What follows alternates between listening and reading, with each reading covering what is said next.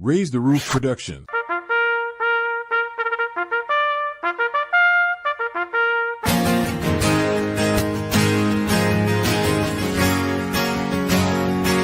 Well, you'll never know the heartache of looking a grown man in the eye, and he asks, am I gonna make it? And you've gotta lie. Well, they call me Doc, but I ain't got no degree. When shit hits the fan, they're calling for me. From bluegrass Kentucky, with red blood on my hands, nobody calls me hero except for my friends.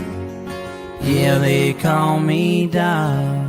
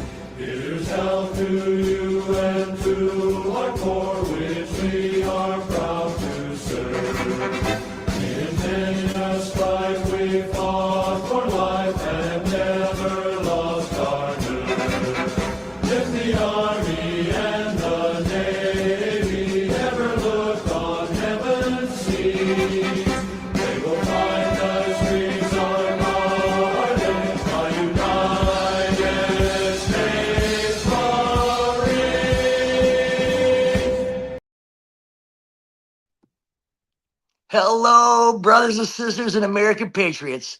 Welcome to a fabulous season 4 finale of Sick Call with Doc. I'm your host, Rod Doc Walbeck. Brian will be joining us here shortly, executive producer. Today is a very special day for me.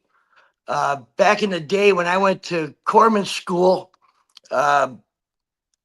there was quite a bit of, not in the books, but on the peripheral from our instructors who instilled a respect for the United States Marine Corps. I never got a chance to serve on the green side. I'm a blue side doc, but they taught me why to love our beloved Marines. And so this episode is about the Marine Corps birthday coming up Monday. Today is the Friday before. So when you guys see this on Monday, it will be the Marine Corps birthday. So we brought a group of guys together. They're all Marines. And I can't wait to talk to these guys, ask them a few questions, and just celebrate some of the bravest, most courageous people that were ever born. Brian, you out there for me, brother?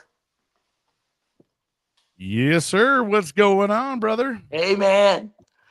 Well, not only are we celebrating the Marine Corps birthday, but Veterans Day is coming up, and this is the season finale, man. So congrats on an amazing season. As usual, brother, had some amazing guests, and I'm excited for today's Marine Corps birthday celebration and I've Big been Bang geeked on up the for days. Look at the hair of euthanasia, my standing right up. man. Yeah, man, I can't wait to bring on the rest of the All right. the panel and have some fun and a little bit of some discussion. And yeah, So you got a motley crew back there. You're gonna pop on here. yeah, brother, you want me to bring him on, or you want to introduce them and me to bring him on, or you want to just bring him I'm on? gonna And let them introduce themselves, and then we'll talk about their time in service and move from there, and what it's like to be a Marine and what this day means for them.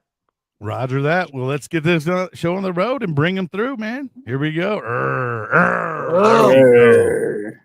fucking All right. Marines! Happy birthday, Marines. I can't wait for this weekend. That's awesome, man. It is an excuse to get white girl wasted. I got my White best girl. friend here with the Air Force, Mike England, that's joining with us. Hey, Mike, thanks for being Hell here, yeah. brother. Absolutely. All right, so Thanks for having us, Doc. you're welcome, man. Absolutely. Thanks for having joining me. Like I said, it's all week long. I've been fired up to have you guys on. And like I was saying in my introduction, at Corpsman School is where it all starts. And they instill in us and why we need to have respect for our Marines. First off, whether we're green side or blue side corpsmen, just they made us love you. At least my instructors did. And one of my best buddies when I was teaching at Corps School was a FMF corpsman, you know, and I looked up to him, and he was one of my best buddies when we were teaching together. He taught me how to be a fucking green side a little bit, you know what I mean? And gave me some balls. I love how the docs are always so romantic with us. I fucking love you fuckers, man. It's a true story. Well, we love you too. A lot of us wouldn't be here without you. Well, why don't we start with Willie Nelson's cousin back there? What's your name? What years did you serve? And we'll go along. Everybody introduce yourselves.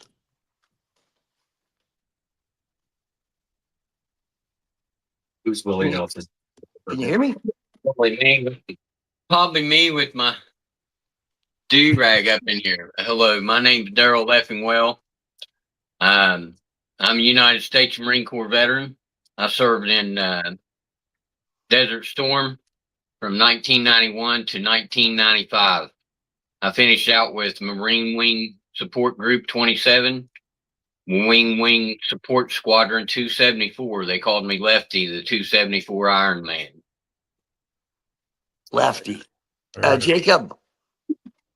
My name's Jacob McGee. I served 5 years in the Marine Corps. I started in 2013. I was stationed over in Okinawa, 4th Marine Regiment.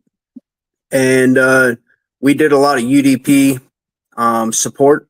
And we were all over Southeast Asia doing training exercises with foreign nationals, with other Marine Corps groups, with the MEU, with, you know, the myriad UDPs that came through just about all the units, West Coast and East Coast. And then I came back and I settled in at Marine Corps Intelligence Activity in Quantico.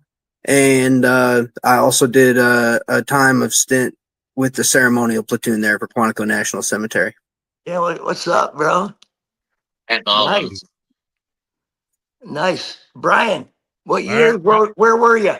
So I served from 2000 to 2004. When I first got to Camp Pendleton, I was part of 1st Supply Battalion. I was a supply Marine. Then I got transferred over to 1st Meth Headquarters Group, where I deployed, was part of Operation Iraqi Freedom. Went over there in January of 2003. We were part of the initial invasion into Iraq and supported the frontline Marines. Got out in 2004. Awesome, guys. Awesome. Let me ask you a question. Each of you, Gerald, then Jacob, then Brian. Why the Marine Corps? There's so many easier boot camps. What were you fucking thinking? what I was thinking. The Marine Corps made me the man and turned me into the exemplary human being that I am today. Self-discipline, integrity, leadership. Those are the things that I needed in my life because my father was taken out at an early age whenever I was young. Even though I had many examples to follow, I knew and recognized I needed to find my own path, and I wanted to be the best. And I knew that holding that high as a standard and that kind of discipline, a challenge for me from the life that I had to live. And I survived it, and I'm still here today. Thank it was Father. a big extreme from before you went in. Who the man that was the young man that was standing there, and then what showed up at the end to boot, right? Yeah, it's been a quiet journey, my friend. I bet. Jacob, what's up? Tell me about why Marines. Well, I guess they were the first ones that called me. Nice. But no, my recruiter called me one day, and it was a female. I said, "Hello, who's this?" Oh. She says, "Sergeant Tiffany Harvey. I was just calling to see if you're done being a piece of shit yet." I was like, "Where the hell are you at? I'm gonna have to come see you." They got me right then and there, I guess. That's hilarious. Brian, why you? Why Marines? I mean, there's 4 or 5 other branches, man. Yeah. So for me, I played football and wrestled in high school, and I always visioned myself going off and playing college football. But I got, hooked into my local junior college, and I was like, nah, man, I really don't feel like I can go through school being home. I barely was making it my senior year. I just made enough classes so I could play fucking football and wrestle. But once sports were over, I was ditching a lot. So I was like, man, I need to do something. And I had taken the ASVAB in high school and kind of did all right on it. Well, I was kind of going, remember the fucking, the back in the day when they had the white pages and shit, you had to use a phone book. Well, I was going through that, and I was going through the different branches. The Army recruiter turned me off to the Army because he had been pestering me all my senior year. And it was like kind of almost an annoyance where I was like, fuck these guys. I didn't even know what the fuck the Marine Corps was. I thought everybody was called the Army when I was a kid. Like they just called everybody the Army. I didn't know everybody's a soldier. Yeah, soldiers. Yeah, I did not know what a Marine was so much until, I fucking found out my cousin had went into the Devil Pup program because he's a year younger than me. And I was like, oh, shit. And I guess he had already pretty much enlisted, and I was like, well, fuck, if my cousin is going Marine Corps, there's no fucking way I could go less than the Marine Corps. So sure as shit, man. Gas Sergeant Burt from the United States Marine Corps picked up, went and saw him. He fucking made it seem like I was going to go on a big camping trip and get to shoot fucking badass weapons and all this shit. I was like, sign me the fuck up, man. So 2-3 weeks later, bro, I was in LA MEPS and on those yellow footprints. Right on. So, okay, got another question for you. These are questions I think anybody who's not a Marine would ask. Okay. So the Crucible. Wildman might not have done the Crucible. I think the Crucible came through in the right around the late 90s, right? Probably when he was kind of getting ready to get out, they were just phasing in the Crucible, so he might not have experienced it. Well, he's going to experience the question, and the question is this: probably a little bit more vicious than the Crucible. we were. I'm sure of that. With the gators and everything else in the swamps you're old school Marine Corps. Okay, I'm kind of like got the old Corps. Yeah, where you still standing, where my name fell in the middle, being Leffingwell. And they call me Lefty. Even in their Corps, they'd use that left name kind of thing. And I think it was because they knew a little bit about my background and where I came from, and what a little bit, because they do pretty extensive backgrounds on when you go in. They know all about absolutely from then even to now. So But yeah, we had a really Maluski. We had Maluski week. Sergeant Maluski was my extra Crucible. I've got him right here. The fucking stress hat, huh? The guy that puts the stress on the Marines, man. The motherfucker just wears you down. If you didn't get to the hatch in time, you definitely got to punch right straight to the fist, man. You better be ready to take a breath. You know what I'm saying? Oh, I know they were a lot more hands-on. They were a lot more hands-on back in the day because they were still hands-on in the 2000s. Very Oh, hands-on. Hey. Here. It was very hands-on. Yeah. But for all of you, there was a moment you were standing there and your drill instructor handed you your Eagle Globe and anchor. Yeah. What did that feel like, regardless of what the fuck you went through to get it? What did that cried, feel bro. like, guys? I just shaved my head, and I'm still got hairs coming up on the back of my neck right What? now. I mean, when cried. I when they put my cried like a caduceus on my bitch, dude. arm, dude, when they said you're a corpsman now, I mean, I did the long way. I was out in the fleet and had to fucking earn my way to corps school by working in sick bay and becoming a corpsman before I became a corpsman. So when they finally said it to me, brother, it was different than the boot campers. Yeah. Yeah. Right. I mean, fucking, so they hand you that Eagle Globe and anchor. What do you feel inside? What do you think in your head? What do you say to yourself? Go. I think your balls get 10 pounds heavier that day. Yeah, I'll tell you, bro. It is a reflection. I had a reflection of my life of like how hard it was for me to get to where I was and how much I had went through to get there. And when they handed that bitch to me and made me like call me a Marine, I fucking cried, dude. I was crying so hard. I was trying to chill. The guy next to me, his last name was Good Enough. And that fool, I remember him being like, shut the fuck up. And I'm like, fuck you, bro. You know, I was just like, because man, the shit that we had to push through and get there, because for when I was in the 2000 to 2004, you get up, you have to climb fucking the Reaper, and you get up to the top of that son of a bitch, dude, and there's guys that are making it up there with stress fractures in their legs and shit, because if you don't make it up that hill, you got to redo that week. You know what I mean? They will send your ass back. You have to climb the fucking top. So you got a broken leg, whatever you may got. There's dudes that had stress fractures that were basically almost getting fucking carried up because they're like, we got to finish this. You went to California boot camp. Yeah. Hollywood. Hollywood Marine. Hardcore Parasylum boot camp. So, you know, me and my East Coast guys and my West Coast guys, we've always been thumping on each other for years over that. That's so jarhead. You know it's all one love, though, bro. You know what I mean? Like, you know, everybody's experience. I don't think I could deal with those fucking sand fleas. So I give it up to them dudes having to maintain fucking position of attention while you got a sand flea crawling all over your fucking face. Hundreds. Ain't just one. Yeah.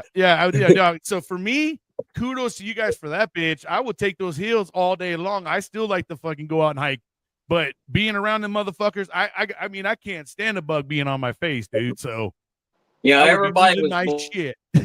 Brown and red right there. You know what I mean? So you just wait. You got out in the wood, you got a smack or two in, but that's about. If you're lucky, you got to go to the PX and get you some Skin So Soft and some alcohol and mix it together, and it would keep them away from your eyes anyhow. Keep them away from your eyes and stuff. But after a while, you just kind of get immune to them after you go through all your swelling up and everything. I think some of that, though, caused a lot of problems later on. A lot of things that happened while I was in there.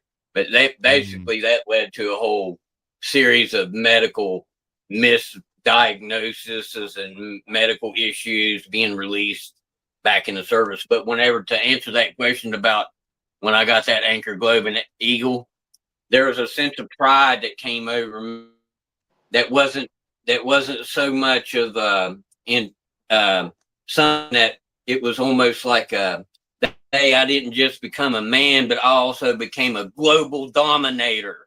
You know what I mean?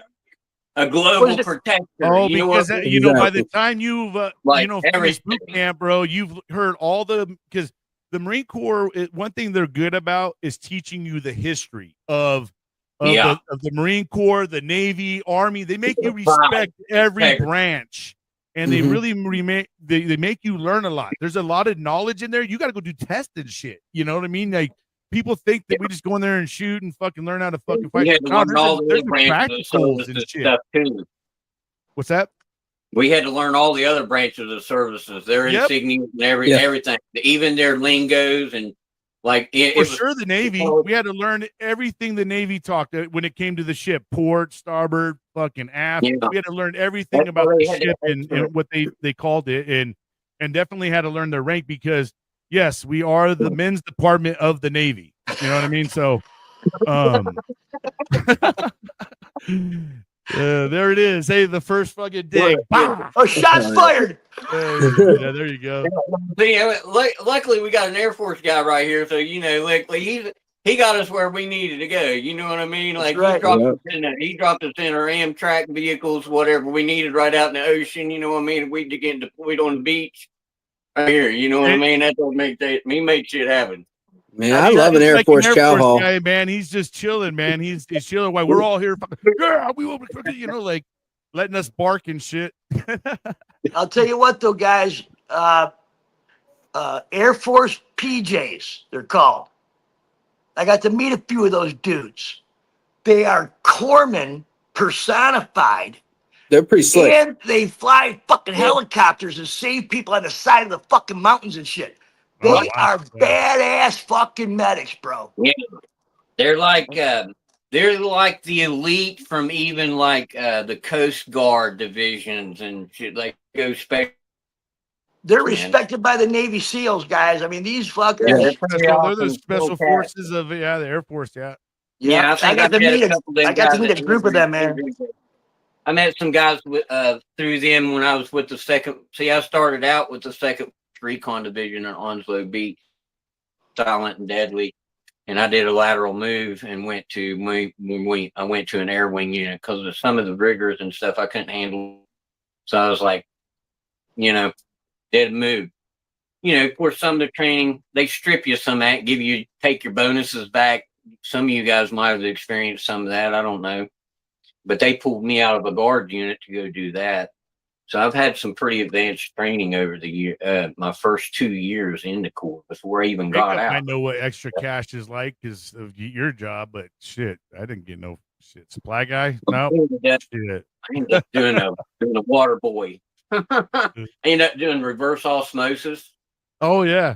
Yeah. So I ended up doing that, like ROPUs, and I wound up doing like hygiene facility operators. And while I was in there, I got cross-trained in every one of the engineering MOSs. So I got a whole bunch of billets that I held, like a bunch of staff NCO billets. Well, that's so good. I was like, I got to work with motor T's. So I was driving a cut B's and a 5 ton. Got to be able to learn the heavy equipment, the D-17s, the EB, the extended boom forklifts, the trams. Got to learn all the articulated heavy equipment, got licensed and all that while I was in there too. But one of the most advantageous things that helped me the most in there was being in overhead wiring. Like I was hooking up the internet on the base before there was internet out on the public scene kind of. So that's really cool. So I spent a lot of time my last 6 months behind a green machine. So it fucked my eyes up, and radiation and high frequency stuff kind of messed me up, a little bit. But I just kept trucking. But yeah, I got out. I was on a med board. That's what put me out. That's how I ended up out of the service, out of the Marine Corps. All right, so let me hit you guys with another question, round robin. Your drill instructors got you to a point to begin your Marine journey. You were awarded that coveted thing. I'm a United States Marine, but you weren't a Marine yet. You know what I mean? You were. You know what I'm saying? You know what I mean by that. You have a title, but not the position. Yeah. I've got more time on a saltwater shitter than you guys have in the Marines. Okay, so right. Remember that phrase, right?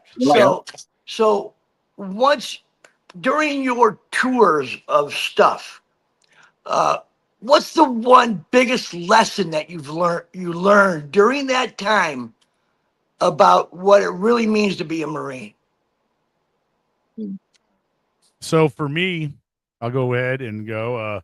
So one thing, you're right. After boot camp, man, that's just the beginning of your shit. Then after that, you go to the next step. So if you're the infantry type, you go through the 03 type, you go through School of Infantry, If you're a support group, you go through Marine combat training, and you go through a different. It's a second level of boot camp. Yes, you're called a Marine, but you're still kind of treated like a fucking recruit during this phase. Getting your ass chewed and shit, still having to fucking count up before you go to the chow hall. I mean, they gave you a little bit more leeway on the weekend sometimes.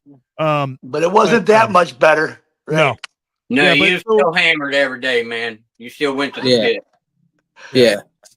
So when once you get into the fleet, man, that's when you really get your dose of what it's like to be in a Marine, and it's not exactly what you think of, because a lot of what you were doing, you're marching around and all that shit. Now you're kind of going into a job like situation. For me, I had fucking PT on Mondays, Wednesdays, and Fridays at 05 in the morning. After that, we'd go to our fucking warehouse, do our job, fucking go to chow at like 1000 or 1100, get an hour for chow, get off at 1630, go to chow, all that kind of shit. So, you don't really become a Marine though until you get into the fleet. And so what would be your biggest lessons you learned about the Marine Corps, being a Marine? Like I know they teach you the history really hard to do. I will tell you, everything come to fruition for me is when I deployed over to fucking Iraq. Everything dawned on me real fast about our training, what we learned in boot camp, the reason why we fucking did leftover right and all these little sitting positions, because it literally became what we had to fucking do when we deployed, right? And a lot of people, you don't really experience that. You just train. Training is not the real life shit. Once you get into the real life shit, man, then you find out what your fucking MOS really does and how you interact and all that shit during the time of war. When you're, like you are actually, what you signed up for is now being implemented. Before that, all that shit is just training, man. It's fake rounds, it fucking just sounds and shit. This is live, fucking you hear the bitch land by you. You see dudes get fucked up, screaming. I mean, you just learn real quick that your training, the reason why they worked on you so hard, it all just came to fruition for me. Like, wow, okay, makes sense, man. And this is how we fucking get home. You know what I mean? And this is, you have that instinct of wanting to get home. More than just building character and discipline, you actually become a warrior. You're able to handle things and process things differently and faster because of the intensive training and the rigidness of it. Even in my time with the extra abuse, the other things that happen in that. Right. Exposure. Hazing was a lot higher. Being deployed, most of mine just had to do with embark and deployments, going and grabbing and nabbing and coming back. You know what I mean? It didn't have a whole lot of wartime involved, but I did a lot of confrontations and a lot of support. We were a support group, so did a lot of time in the Bahamas, rebuilding schoolhouses. So even being able to adapt in that environment, you just immediately, the adaptability. So I would say adaptability to overcome any obstacle that you would have in life. It basically taught me how to overcome that, regardless of what it whether it be. Even if it's the ability to what I've been dealing with, having all those issues from then and my past and the trauma associated, PTSDs and everything, to be able to use cannabis the way I do effectively today. So and to do what I'm involved in today. It's definitely helped me to overcome, give me the ability to be able to do that. Yeah, Doc. So Daryl, you'll be our first episode of season 5 for me, brother. Let's get into the cannabis thing, bro, and talk about it. What's that? I said, will you be our first guest for season 5? Oh yeah, I'll have to do that. I'll have to come back to this. I'll have to do that. Yeah, Jake, what about you, man? When did you realize whenever you were a I first fucking got Marine? in, I kept thinking it was about like surmounting the get over the wall, get over the trench. But like the longer I was in, the more I found out it's really about submitting to the process. And if you can fully submit to the process, you're going to get home. Your buddies are going to get home. The mission will become completed.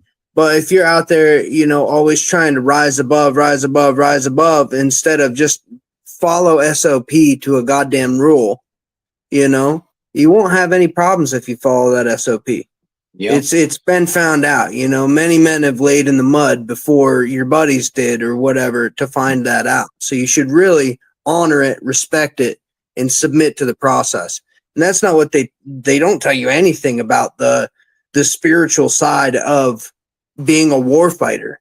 No, they don't. And that's kind of really what I learned. Wow, Yeah. man, that's profound, Jake. Yeah. Real quick, we are trained to do something that the most humans in your brain are trained to do the opposite. So we're supposed to run towards the fire. We're supposed to put fire on fire. We're supposed to not run away, turn our backs to the shit. Like a lot, most humans, when there's gunfire, what are they all doing? Fucking running like, bah.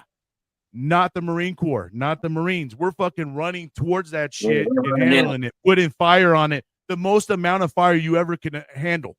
And that's why we're so effective. We will fucking put the most pressure on our enemy. That's what made me so vicious too in the cannabis, in the cannabis scene. It made me very vicious. Yeah, man. Exactly. They teach us to be, like I said, we have to learn how to run towards the fire.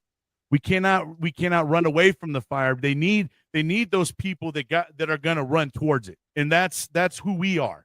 And that's and even no matter what your MOS is. One thing about the Marine Corps is we're all trained to be riflemen first. First and foremost, have that in my notes. That is our number one job.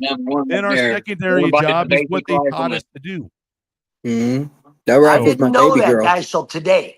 Right back to boot camp too, and all that integrity and discipline that's established into you, along with that acre. Honor, courage, and commitment, man. Fucking and integrity and a lot of other things.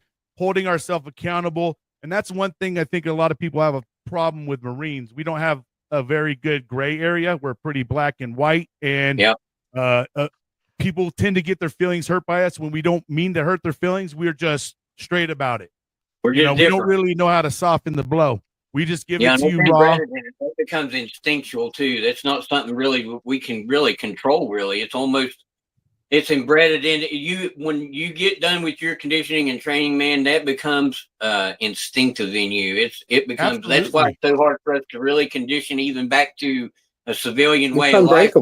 Basically brainwashed, man. You know what I mean? It's unbreakable. They taught us to fight with anger, right? So whenever someone comes at us, we're fucking, what the fuck you saying, bro? Like, you know what I mean? Right. We're ready to fucking, we're ready to square up. And they're like, oh, hey, easy, bro, easy.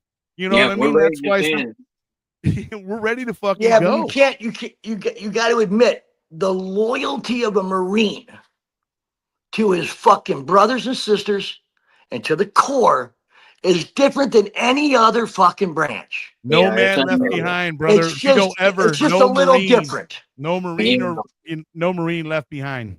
Yeah, and I don't mean that to down any other branch. I'm just saying there's something fucking a little extra special about you fuckers, man. Trauma bonding. Okay, fine.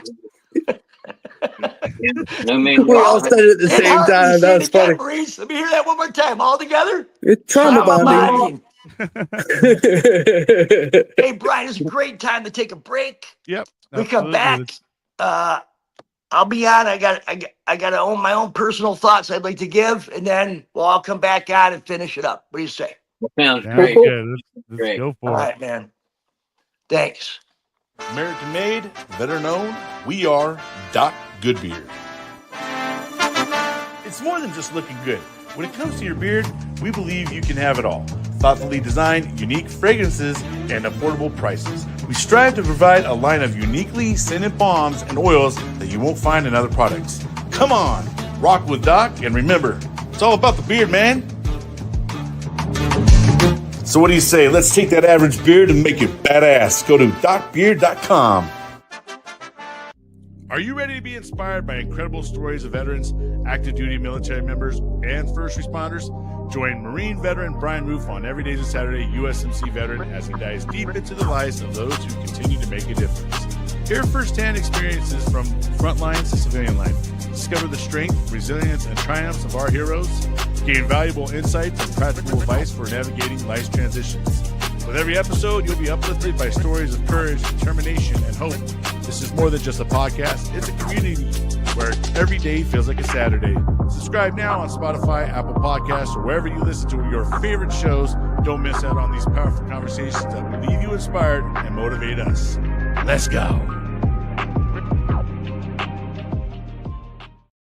Just got it the other day because I had a Boy, I got some updating to do. Don't worry, it's good, man. I'm glad you guys, in fact, that you're here. I'm glad that you're in this right now because I talked about how what they instilled about you guys into us when we went through school. Every Marine's going to agree with what I'm about to read, and every corpsman's going to agree the same way. Blue side, green side, what have you. I'll never forget, just recently, I was at an event, and I had a tent up doing some other things besides SCwD Doc. And this guy came in the tent, man, he motherfucker. I knew he was a fucking Marine, right? I just knew it. He came in with his balls 10 pounds heavier, bro. You know what I'm saying, Jake? And he goes, "Who's Doc?" And I go, "I'm Doc. How you doing, brother? What's your name?" He goes, you FMF? I go, "Oh, no, dude, I'm blue side." He goes, "Oh, you're just a regular corpsman." Yeah. And I get that. I love my FMF brothers, man. They are some badass fucking corpsmen, right? And from an old school blue side guy, my hat goes off to all the corpsmen that went out there with you guys. I was teaching during that time, and I sent students to field med school and off to Desert Storm. I got letters back from some of my students saying, "Thanks for being a fucking asshole." Right. Right? Good. Because I knew they were going, so I had to fucking be a dick, Yeah. you know? Being checked. Yep. Right. No one likes our tone, but mind- I mean, very oftentimes our way of life is just about getting down to the truth in the quickest manner possible. Like, I mean, who has time to modulate what your tone is to match someone's personality? Just say it. Right. Right. No shit. So, So- do you mind if I give you a little bit of my experiences with the docs Sure. and how so in the Marine Corps, you're not going to really experience corpsmen often unless you end up deploying, because you go to sick call, bro, you're going to be fucking chastised for going to Yeah, sick you're call. a sick bay You know what commando. I mean? So You only see you him in the barely field, get to Billy. know. You only get You corpsmen in barely, the field.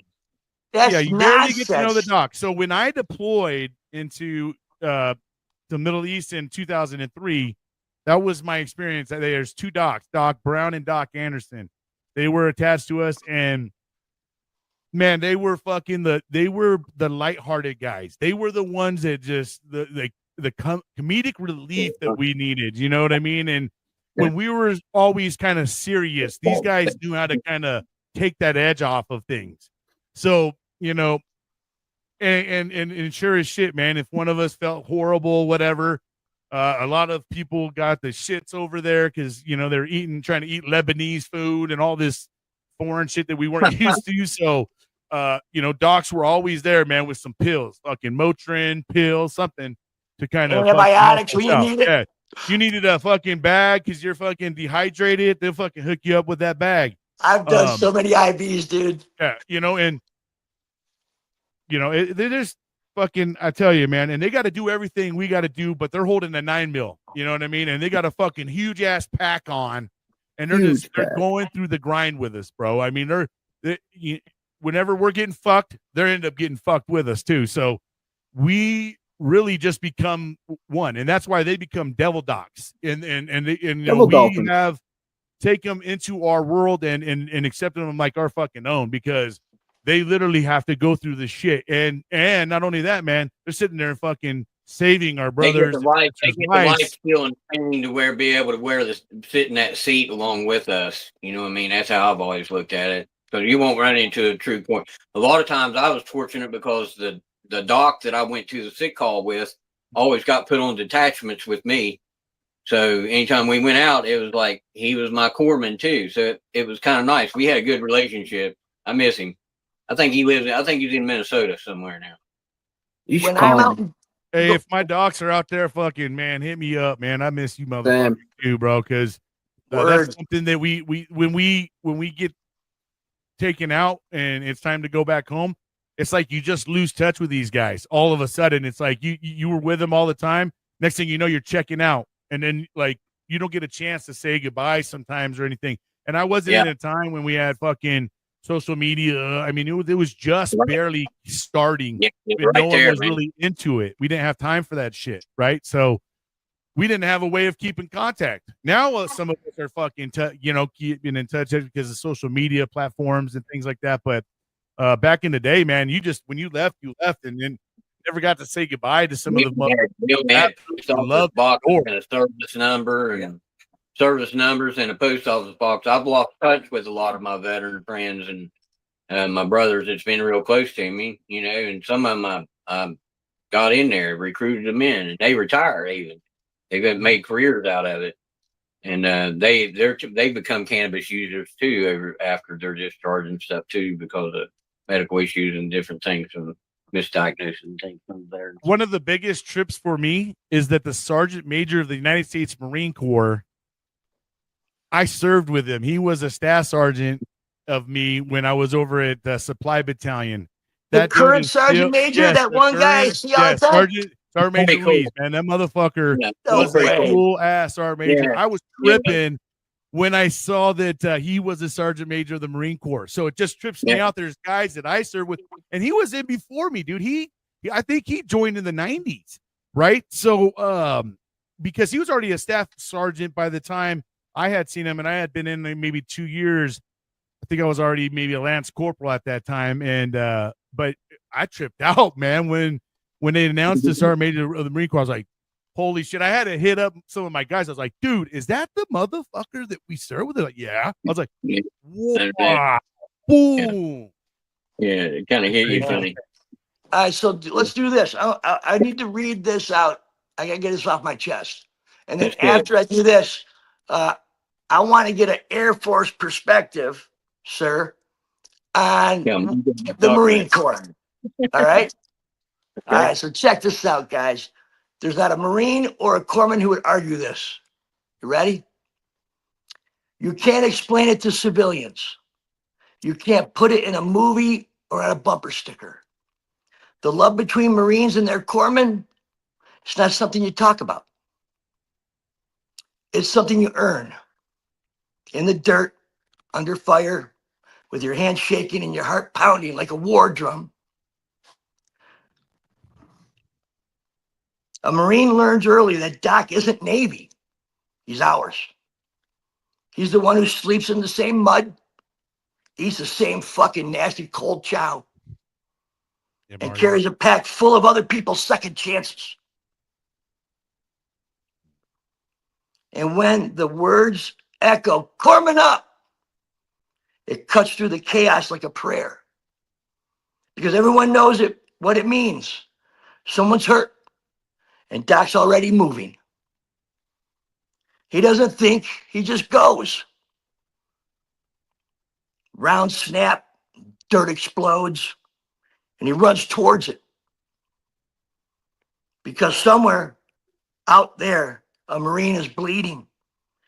And there's no world where Doc lets him die alone. And the Marines, they know it. They'll take a bullet for him, no hesitation. When he's down in the dirt, patching up one of their own, they form a circle around him. Rifles out, eyes scanning the horizon, guarding him like a brother, because that's exactly what he is. Every Doc has that moment that never leaves him.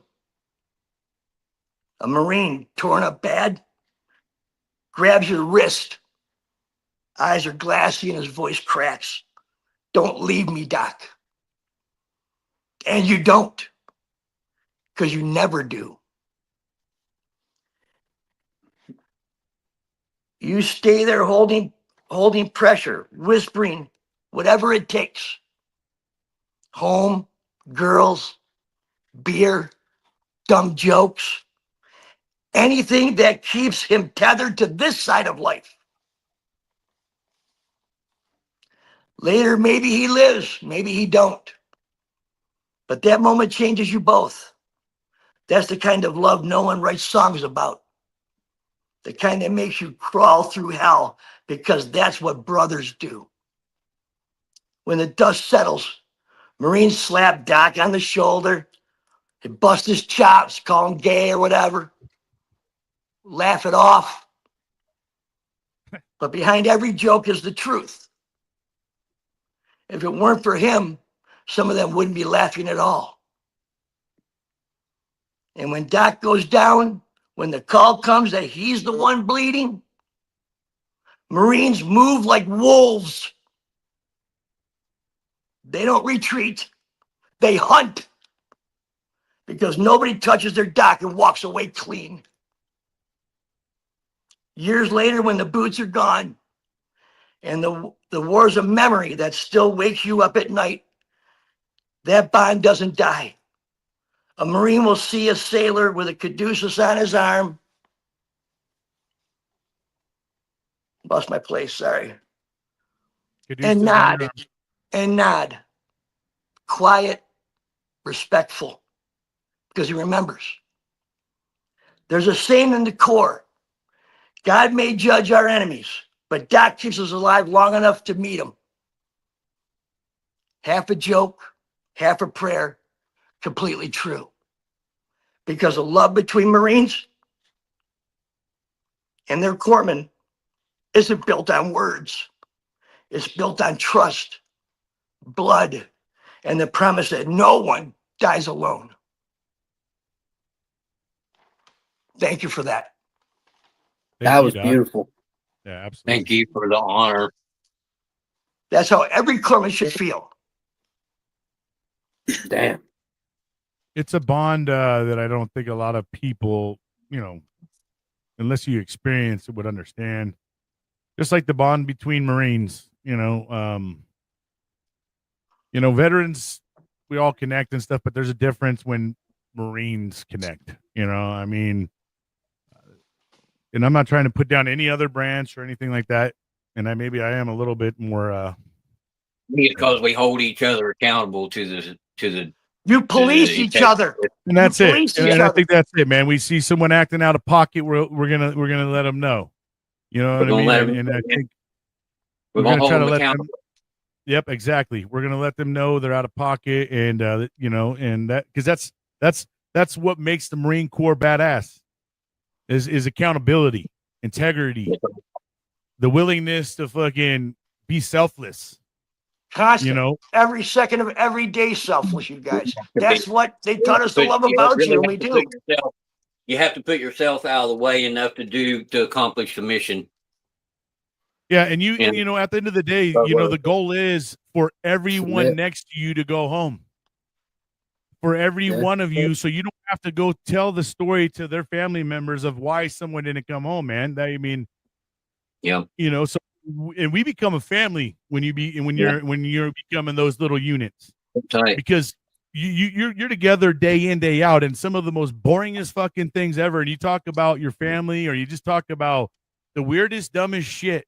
But the conversations that you can have in a foxhole, you can go from fucking talking about everything from being a little kid all the way up to what you're experiencing today. You don't know anyone any better. You're taught to protect your brother more than yourself. You know what I mean? You're taught to protect your brother on piss smell and everything, man. It's we really become a pack. And why I think they call us devil dogs is because we act like a pack. We fight like fucking crazy. You mess with one, we may pick on each other inside our fucking little circle. And fucking, we might have a guy that we kind of literally, but it's someone else, even a fucking different unit, fuck with him or her. Guess who's gonna be at him? The fucking pack will be there, ready to fucking munch on somebody. Yeah. We got in some big bar fights, bro. I mean, you know what I mean? There's 3 or 4 of us between the Marines, because we've been keeping each other in check. Mike, join us, please, sir. What's your take on all this Marine bullshit? Well, I gotta tell you, I've always had the utmost respect for the Marines. Like you said before, without them, a lot of people I know wouldn't be here. I went into service in a different time, different era. When you went into service because it was the right thing to do, it was the patriotic thing to do. Your dad did it, his father did it, his brothers did it, his uncles did it. I'm the oldest of four. I'm the oldest grandchild in the family. It just seemed like I should follow in my father's footsteps. And, the camaraderie is the same in any branch of the service. You always look out for your own. I got to tell you, I'd do anything in the world for my brother Daryl, Marine or not. The only thing I can't tolerate is that one branch of the service where the semen on the poop deck whole thing. That's Whatever, bro.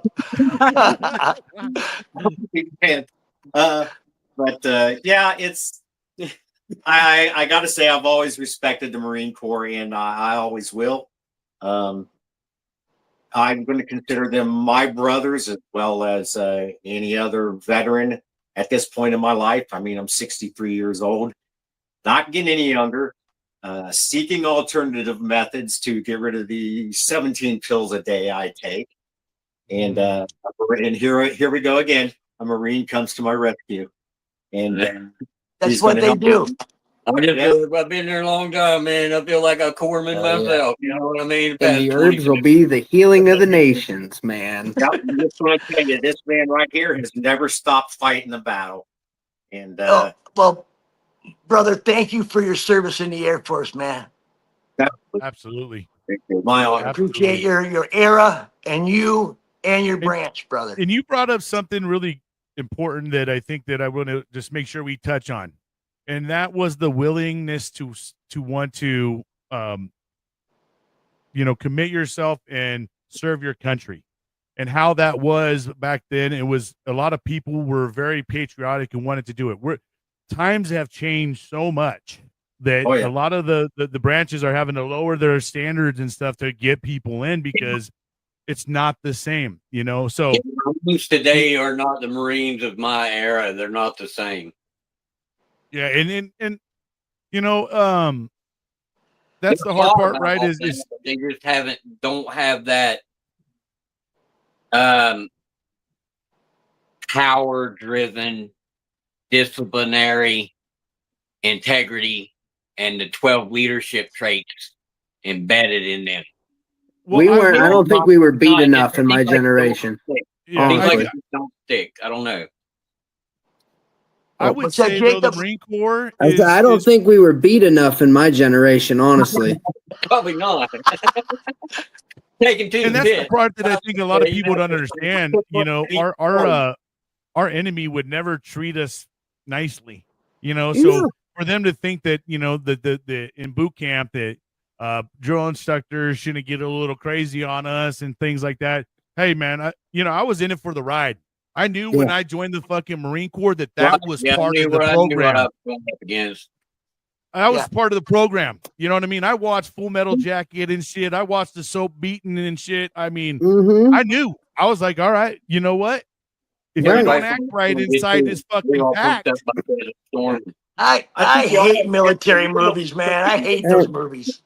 I'm not bragging, but I mean, at some points, like I was running up for IT just because the person that was up for IT, they looked like they were dying up there. I was like, well, fuck it. They're gonna get my ass in trouble if I run up there and stand at attention. So, but like honestly, I don't know. Mothers of America, la la la la la. But like, if you're gonna be a war fighter.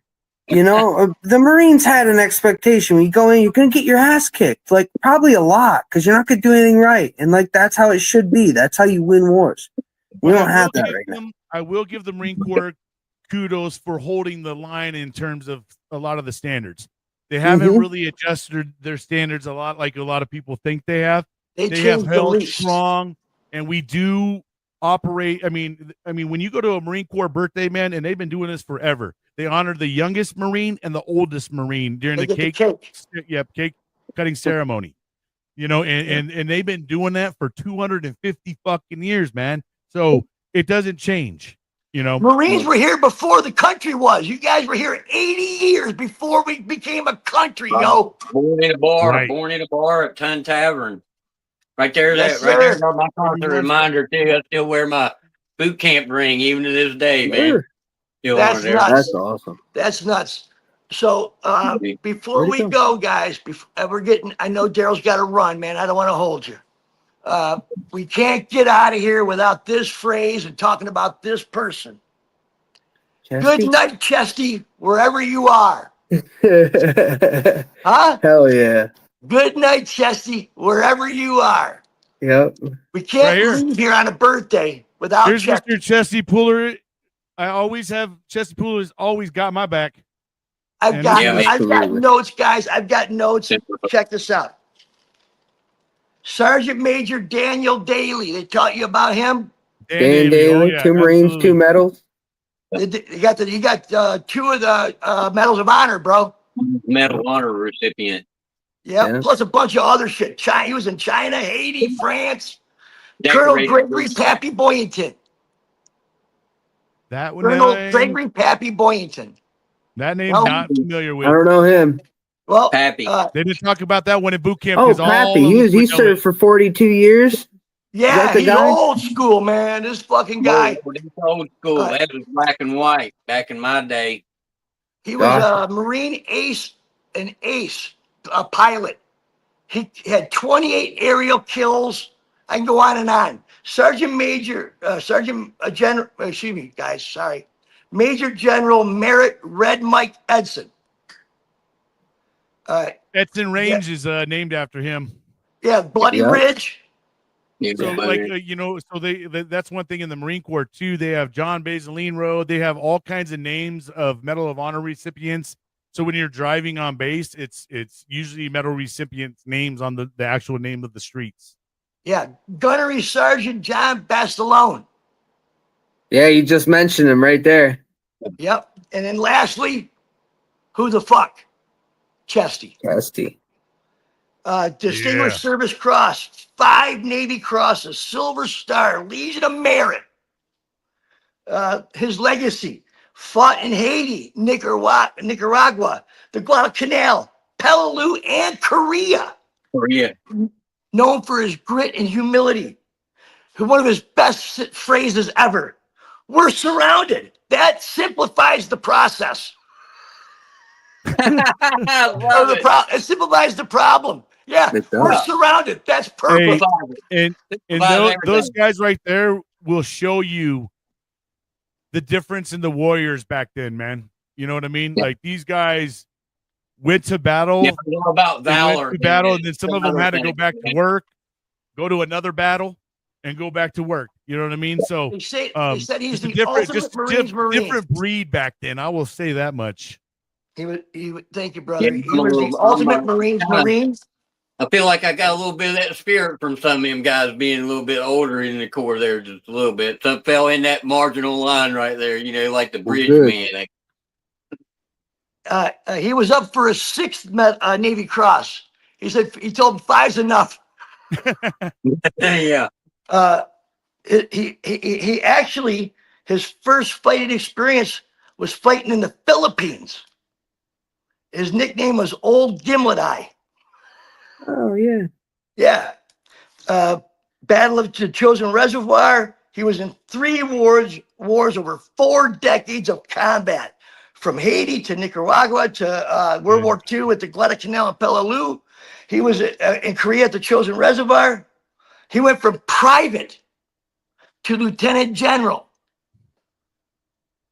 And good night, Chesty, wherever you are. That's even the bigger part of the story, because to do something like that in the Marine Corps, you know, this day and age would never happen. But, you know.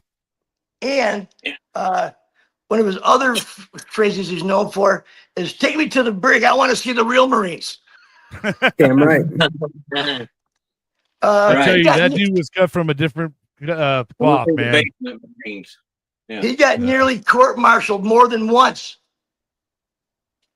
He defied orders, and the locals feared him. His men loved him, and headquarters didn't know what the fuck to do with him because he was so rebellious and fucking, I'm going all the way in, fuck that, you know? What a fucking Marine, huh? Hell yeah. He was Incredible. calm under fire. He was fiercely loyal to his men. Amazing. They just don't make people like this, I don't think, anymore. Oh, they're gonna have to make them again soon, or we're all fucked. And he was in the Army before he was in the Marine Corps, guys. Yeah. He fucking joined the Army first. Damn, I didn't know that part. Yeah, so anyway, man.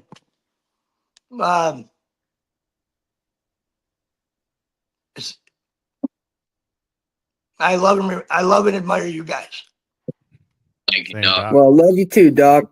Family here, bub. And I thank you for all your sacrifice, because it's a whole different level for the most part. When I joined the Navy, I called the Coast Guard first. You ever done drugs? Yeah. What do you mean? Bye.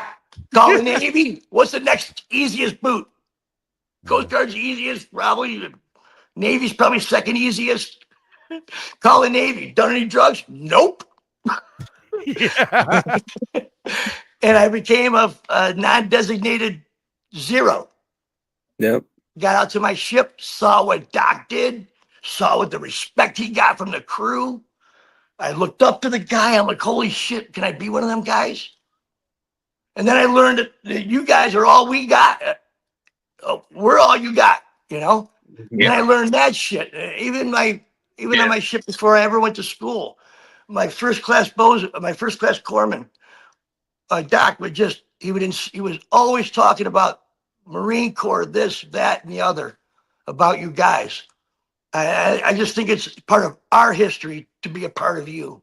The Navy is our medical. I mean, you know what I mean? We don't have the docs in the Marine Corps.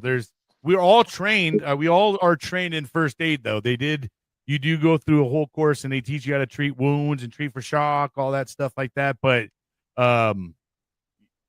we don't, the corpsman is our go-to, you know what I mean? And they've always been the number one. And without them, the Marines couldn't be who they are either. You know what I mean? And there's a lot of men and women that made it home because Doc gave them a tourniquet. Doc gave them fucking some morphine and got them on a helicopter, got them the fuck out of a war zone, and I think it's very important to mention what the Doc experiences in a war zone. When they are treating someone, their weapons are only at the very, like, they have carry a 9mm, and they are not to use those unless they absolutely have to. But what their main concern is, if a Marine is down, no matter what the fuck's going on around them, they're tending to that Marine. So why rounds are still boom banging the Doc up, when he hears that up, he is fucking darting and trying to get to the Marine who is down and take care of them and pull them into safety and get them the fuck out of there. So,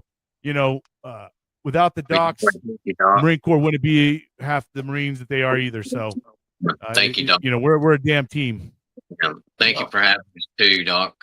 Yeah, Absolutely. brother. So, Mike, thank you for joining us, brother. Taking time out of your day, man. Well, thanks for I know you're tolerating. trying to learn some good stuff from your Marine buddy, but thanks for taking that time with us. And follow us. You know the organization. I haven't mentioned them or anything because I'm here for a different reason today. Right on. There's plenty for us to talk about, and we'll do it next season. I do help my veterans here in the state of Ohio, so y'all can reach out and talk to me, and you can find out who I am real quick. Absolutely. And Jacob, thanks. I know you got your ball snipped this last weekend. Just a hernia surgery. guys. Just a hernia surgery. I told Jake I'd bring the mojo and the socks in the water if he'd show up. Where they at? Yeah, thanks. Sorry, I bud. appreciate that. And Brian, your loyalty to Sick Call with Doc, brother. Thank know what's you. up. The invite and putting Yeah, all that thank you. together. Thank you, brother. We appreciate you. So every Marine that ever was a Marine, happy birthday. Thank Happy you. Hoorah. 250 years, you motherfuckers been dropping panties since 1775, baby. My Oh. balls got 10 pounds heavier. Before we go, I'd like to bring up the crayon, the Marines and crayons thing. Eating You know, shit. Marines love crayons. Here's where I think it came from. I think it came from a corpsman. because I was in right at the time where people started making those jokes. And all of the corpsmen, they would carry crayons around with coloring books for if any of the Marines got a little bit too, out of sorts or whatever, a Yeah, little Back too in to their head, reality. maybe they'd give them a coloring book to color in it, and then they started making jokes about it. hey man, if you had your special corpsman, he would sneak in some glue. Oh. Hey, here's a great ending to this, guys. You know, Chesty Puller had a son that was in Vietnam, Oh shit! No, I did not know that, man. lost both his legs, both his hands Oh shit! in an explosive accident. You know what he said to his boy? You lost your legs, not your courage. Damn. Straight up. Imagine being Chesty's boy, dude. Man, that motherfucker was tough as nails, dude. That's Chesty Puller.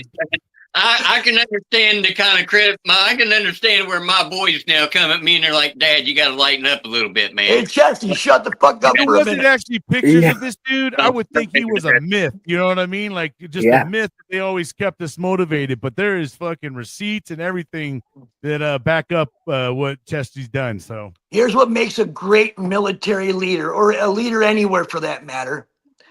Chesty kept a notebook his whole time in.